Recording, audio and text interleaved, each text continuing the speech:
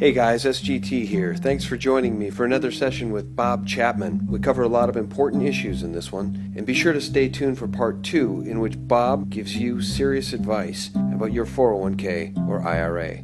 Hey guys, SGT here. Couldn't be more happy to have Bob Chapman back on the line for our bi-monthly visit. Good morning, Bob. How are you? Fine, thank you. Great to be here.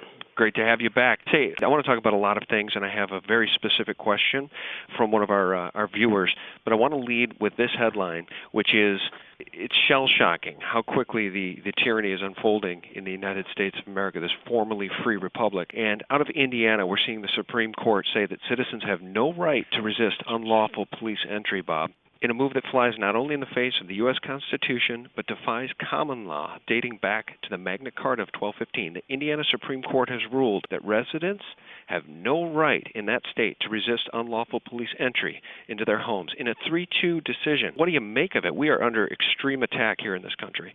It's to be expected from a court system which is controlled from behind the scenes in Washington by members of the Council on Foreign Relations, the Trilateral Commission, the Bilderberger Group. It's the Illuminati's actions to break down the structure of the United States. And all I can tell the people of Indiana is that you might just as well move.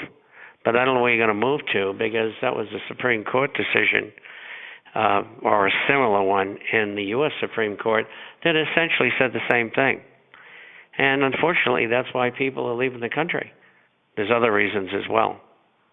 Yeah, and I mean, at the end of the day, Bob, if we don't have property rights, we have nothing. We are slaves, and many of us already believe that that's the case, but we are slaves. The ruling is a blatant assault on the Fourth Amendment, which states, quote, the right of the people to be secure in their persons, houses, papers, and effects against unreasonable searches and seizures shall not be violated, and no warrants shall issue but upon probable cause, supported by oath or affirmation, and particularly describing the place to be searched and the persons or things to be seized. So if they are going to now fly in the face of all rational thought, belief, and history, we're screwed. I mean, they're really wanting to push this into some sort of shooting war, it looks like to me, Bob. Well, I don't think that they think that the Americans will do that, and they will. And the military is behind the American people. They're not going to follow Washington's orders because they consider them an illegal order, whether it's by the president or not, because most of them individually don't accept the president as their leader because he's not even a U.S. citizen. They all know that. I mean, you saw the live birth certificate that came out. It was an insult to anybody's intelligence, just like the insult of Bin Laden being killed when he's been dead 10 years. But they think people are going to believe that, and they're wrong. This is not the 1940s and 50s where you could get away with that stuff, where people were ill-educated. People are, even though we think they're not, they're better educated today than they were before. Particularly more of them. And so what's going to come of this? Another incursion into your life. I just put a video on link into the forecast for tomorrow's issue about the Tennessee police. And they got drugs coming in on one side of the highway from Mexico, and then the other they have money going out. And they make one stop for every 12 stops on the money side. And all they're interested in doing is confiscating everybody's money. And it's in the millions and millions of dollars. And the police chief said, well, if they don't get us enough money, we fire them. They can't afford it. I mean, people are losing their homes, people are losing their jobs, and still the state wants, they want, what's the saying? Blood from turnips. They want blood from the stone, Bob. Well, they should all move to Latin America, because if you get stopped by the police, you hand them your license and $10. Mm-hmm. They smile at you, hand your license back, and they say, be careful. Now, are you saying, is that a form of bribery? Well, of course it is. Okay, but I know the guy's making $600 a month, and he wants to double his income, so that's how they do it. And usually you've broken the law, So you don't argue, you handle the license and the $10, and that's it. But that's what I meant, almost a rhetorical question in the sense that there are now countries in the world where that form of blatant corruption is a much more palatable way of life than what we're currently facing here, which is the tyranny of the state. You're absolutely right. The tyranny of the state. And they have made people like you and I into terrorists. Mm-hmm. I mean, I'm every less in the United States. You know, if I drove up to the border and I went through, they'd immediately can me. And I know that because I know my name's on the list. Mm-hmm. They don't want me to talk. If they could find me, they try to arrange to find me and pick me up or kill me.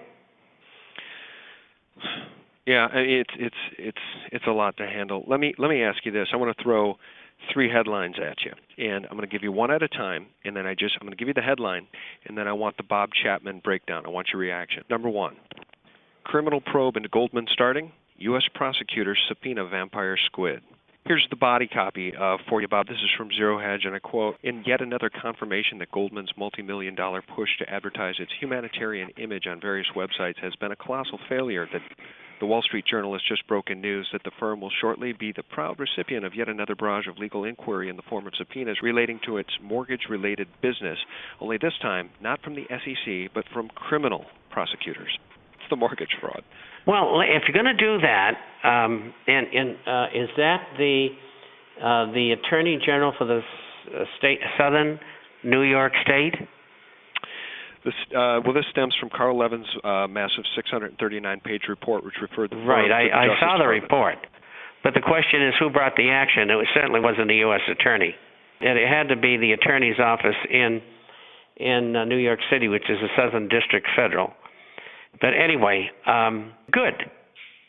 They shouldn't have got away with it, and they should also bring in all the others that package those syndications and do the same thing to them. And who would that be? Morgan Stanley, J.P. Morgan Chase, Citigroup, Deutsche Bank.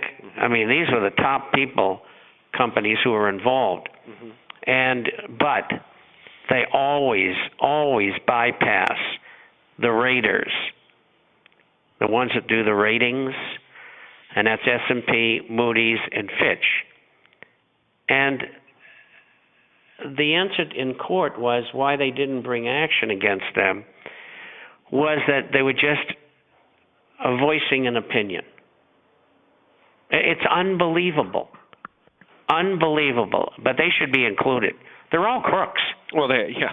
Well, you know, and we see Matt Taibbi's articles in the Rolling Stone about Hank Paulson, former head of Goldman Sachs, and him holding Congress over a barrel and the American people for the bailout. I mean, it's all so blatantly obvious. And what I've spoken about with others, like Chris Duane, in an interview that I just posted the other day, a guy who goes by the name Silver Shield, who writes some really nice articles, we talked about the fact that in China, they will execute you for this type of malfeasance, for crimes far, far less than Goldman Sachs has gotten away with. Well, I think that we should get the Chinese over there to New York City right away so they can tell us exactly, how we should treat these people. I mean, it's the only thing they understand. They're filthy rich. They think they're above the law. They're brazen. They're arrogant. They do anything they want because they're members of the Illuminati. And this is what this is all about. That's why they're taking the financial system down deliberately, so that they can control everybody by giving them no financial or economic alternative to world government. This is the key to the whole thing. And most of these newsletter writers, journalists, etc., they don't have a clue. They don't want to talk about it. Some of them don't even know about it. But these people are all connected together. Obviously, that Indian guy, Raj, he wasn't in the group, and neither was Madoff. But if you're in the group, you never get prosecuted. Well, now this action in New York. Yeah, I was going to say with the IMF. I don't know whether they'll let that go forward. It'll be interesting to see. Elliot Spitzer was found with some hooker because he was looking too far, and he was dumb enough to do something like that. Sure, but he kept his mouth shut, and they gave him a TV show. That's right. So I think this head of the IMF this is a message being sent to all the other globalists around the world. You don't want to play ball? You want to do exactly what we say and when we say it? I mean, who knows, Bobby? I'm not saying he's wait not a minute. I'm not saying he's not a serial rapist. It's not a guess. You're right. And I'm one of the few people along with you that say that. The rest of them are frightened to say that. Number one, he wanted to use the SDR and not the dollar. Number two, he wanted to stop the banks in the City of London and Wall Street from looting the third world countries, like they've been doing in the IMF since its inception. And they didn't want that. And so between the two of them, they said, hey, you got to go. You either do what we say or you're out of here. And what they did is they set him up. I mean, does somebody believe for 1 second that a billionaire is going to chase a Muslim, black immigrant, probably doesn't even speak English, around the hallways in a $3,000 a night suite? No, I don't think so. Probably not when he can get a $5,000 a night hooker sent over without any problems. That's right. All right, Bob. Well, from the grab bag of recent headlines, here comes another one for you. China becomes world's largest gold buyer. Buys 93.5 tons of gold coins, bars in Q1. Gold ownership rising from minuscule levels. Again, from Zero Hedge. Did you say China? Yes, China becomes world's largest buyer of gold. Absolutely. They have been. Well, they put India in second place. You're getting big action out of the Middle East even. We got a 94-point-something ton buy by Mexico. Thailand's a buyer. And many of these central banks are secretly buying. And they got to get rid of those dollars. And the Chinese certainly are. So there's no end to this. I mean, every time they knock it down, it's going to come right back up again. I'm going to tell you this, too. A friend of mine spoke with the head of one of the major exchanges. And he said, and this was 2 weeks ago, we're getting 1,000 complaints a day between the ASE, NYSE, NASDAQ, SEC, and CFTC. Now they're getting 3,000 a day. What are they people saying? You're corrupt. The system is rigged. We want it stopped. The naked shorting. We know what you're doing. Now, I don't think the people who are writing expect them to do anything about it, but they are telling them, we know what you're doing, and there's going to be a time when there's going to be retribution, because these people are not going to win. We are. Well, that concludes part 1, guys. Stay tuned for part 2, in which Bob says the movie is on to steal your IRAs and 401ks.